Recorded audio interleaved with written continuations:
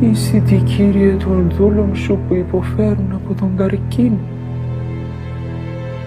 των δούλων σου που υποφέρουν από μικρά ή μεγάλα νοσήματα, των δούλων σου που υποφέρουν από σωματικές αναπηρίες, των δούλων σου που υποφέρουν από ψυχικές αναπηρίες.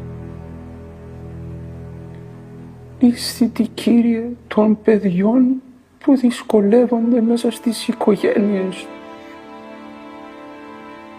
Ήσυτη, Κύριε, των ορφανών όλου του κόσμου, όλων των πονεμένων και των αδικημένων στη ζωή, όσων έχουν χάσει τους συζύγους τους. Ήσυτη των αρχόντων και βοήθησε τους να κυβερνούν χριστιανικά.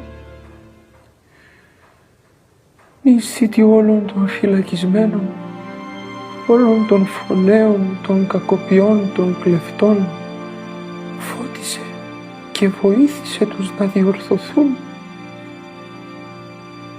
Ήσυτη όλων των ξενιτεμένων, όσων ταξιδεύουν στην ξηρά τη θάλασσα των αέρων, και φύλαξε τους.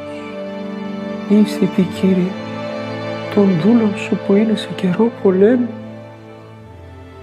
όσων καταδιώκονται στα βουνά και στους κάμπους,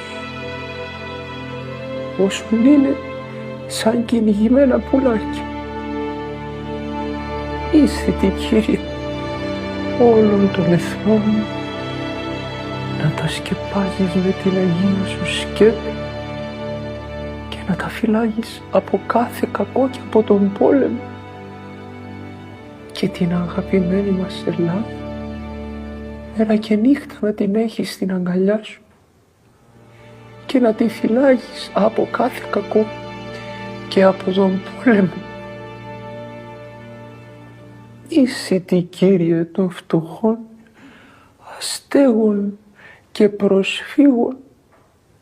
Ήσυτη, Κύριε, των ταλαιπωρημένων, εγκαταλελειμμένων, δοκιμασμένων, αδικημένων οικογενειών, και δώσε πλούσια τα ελέη σου σε αυτές, των δούλων σου που ζήτησαν τις προσευχές μας.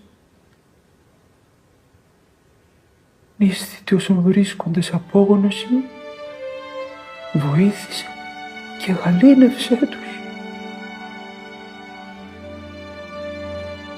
Ήσυτη και πάντων